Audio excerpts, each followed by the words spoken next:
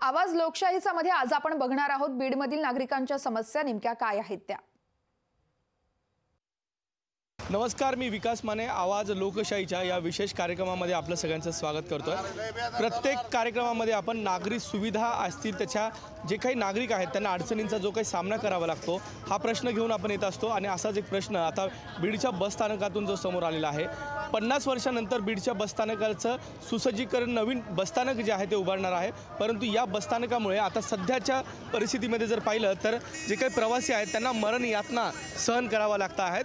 हे बसस्थानकाची परिस्थिती आपण पाहत आहोत की याच बसस्थानकाचं काम जे आहे ते प्रशासनाने हाती घेतलेलं आहे आणि सध्या या बसस्थानकामध्ये तात्पुरत्या स्वरूपात जे काही बसस्थानक करण्यात आलेलं आहे याच बसस्थानकामध्ये सध्या प्रवाशांना मरण यातना ज्या आहेत त्या सहन कराव्या लागतात असं म्हटलं तर वावगं ठरणार नाही आहे। कारण की कुठलीही सुरक्षा या ठिकाणी प्रवाशांना मिळत नसल्याचं पाहायला मिळत आहे आणि त्यामुळेच हे प्रवासी जे आहेत जीव मुठीत घेऊन या ठिकाणी प्रवास करताना आपल्याला आढळून घेतात। नेमकं इकडच्या प्रवाशांना काय वाटतं आहे जाणून घेणार आहोत।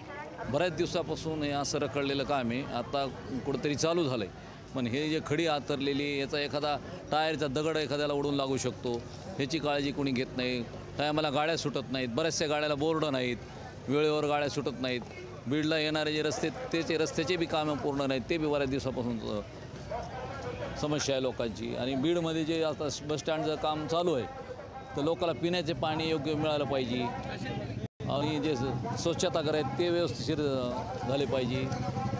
या सगळ्या गोष्टीची जे लोकांना जे अडचण आहे इथं पूर्ण नाही आहे। लोकांना जे इथं बऱ्याचशा अडचणीला इथं तोंड द्यावं लागते। इथं बीड शहरामध्ये काम चालू आहे बसस्थानकाचं, तरी त्याला वेळ तर खूप लागणारच आहे। पण तरी पण अशी परिस्थिती आहे बीड शहराची की बघा हा काम बंद आहे। आज 4 दिवस झालं काम बंद आहे आणि लोकांचे किती हाल आहेत पहा। थोड्या जाग्यामध्ये इतकं बीड जिल्ह्याचा मॉब इतक्याच जागेत बसन कसा हा प्रश्न पडला आहे लोकांना। आणि आम्हाला असं वाटतं की तात्कालीन प्रशासनाने लवकरात लवकर हे काम हो ही आमची अपेक्षा आहे। आमच्या बीड जिल्ह्यामध्ये बिकट परिस्थिती आहे, रस्तेही चांगले नाहीत आणि एकदम वाहनाला एकदम खास खोलगीत व्यवस्था नाही। सर डिपो पडा काय वगैरे नाही आणि वेळेवर सुद्धा गाड्या बी नाहीत, काही नाहीत। आम्ही साक्षर पिंपरीला गाडी जर सुटायची असली तर डिपो मिळतं ते थांबा आता जाईन मग जाईन, आम्ही बेजार होतो। मी आता जालना जिल्ह्यातून आलो तर गाडी लागाना काय व्हाय ना, पहिली गाडी फुसरिंगी लागत होती ती लागाना बी म्हणले आता काय गाड्या सुटत नाहीत, वेळ नाही, सध्या काम चालू आहे। मग केव्हा व्हायचं, लवकर डिपो मॅनेजरनी लवकर रस्ता सुरू करावा आणि लवकरच गाड्या सोडावा ही मी बोलून माझी नंबर विनंती। सध्या बीडमध्ये बसस्टँडचं काम चालू असल्यामुळं प्रवाशांची फार हाल होत आहेत। कारण इथं प्रवाशांना बसण्याची व्यवस्था नाही किंवा सोयी नाही, पाणी पिण्याची नाही किंवा सावली नाही, काही नाही। रस्त्यावर जावं तर सगळी खडी पडलेली आहे। जे विद्यार्थी ते येतात त्यांना चालता येत नाही, काही नाही।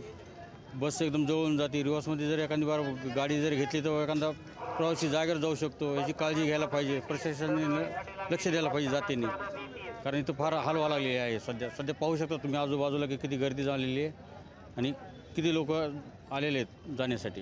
काय अडचण होते सध्या? अडचण अशी होते की गाडी टाईमवर वेळेवर लागत नाही। टाईमवर नुसतं सांगतात लागेल पण 2-2, 3-3 तास गाडी काही लागत नाही।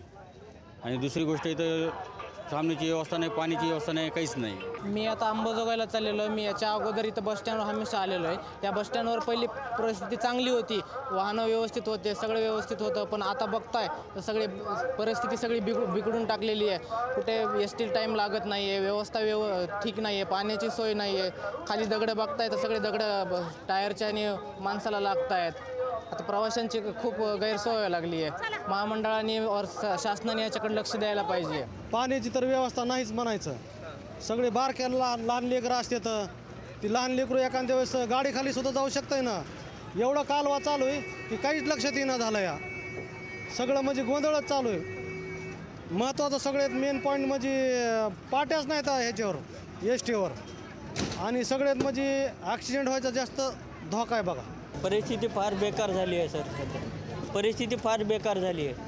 नेमकं काय अडचणी सामना करावा लागतो? अडचणी पाणी नाही आहे, बसायला जागा नाही व्यवस्थित, एस टीला बोर्ड नाही आहे, सगळी धूळ कुठे सगळी धूळ उडते, सगळी काम व्यवस्थित फास्टमध्ये काम होत नाही आहे, बंद होतं आहे काम।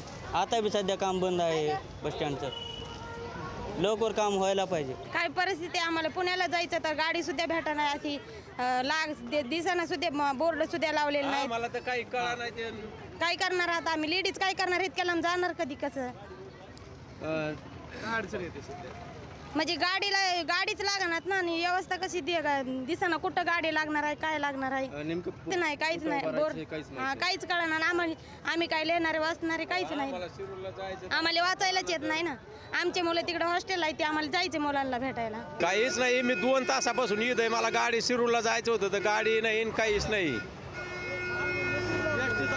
एसटीचा मेळच लागत नाही इथं कुठं काय तर पाट्या नाही काही नाही कसलंच काही नाही. आवाज लोकशाहीच्या या विशेष कार्यक्रमातून आज आपण बीडच्या बसस्थानकातील प्रवाशांना येणाऱ्या अडचणी ज्या आहेत त्या जाणून घेतलेल्या आहोत. आणखी काही बीडमधले अनेक प्रश्न आहेत ते देखील अशाच कार्यक्रमाच्या माध्यमातून आपण जाणून घेणार आहेत. तोपर्यंत हे निगरगट्ट प्रशासन यावरती काही ठोस असा उपाययोजना करेल का हे पाहणं देखील महत्त्वाचं असणार आहे. सहकारी प्रमोद जोशी यांच्यासह मी विकास माने, लोकशाही मराठी, बीड. लोकशाही मराठी ऐका, पहा, जागरूक रहा.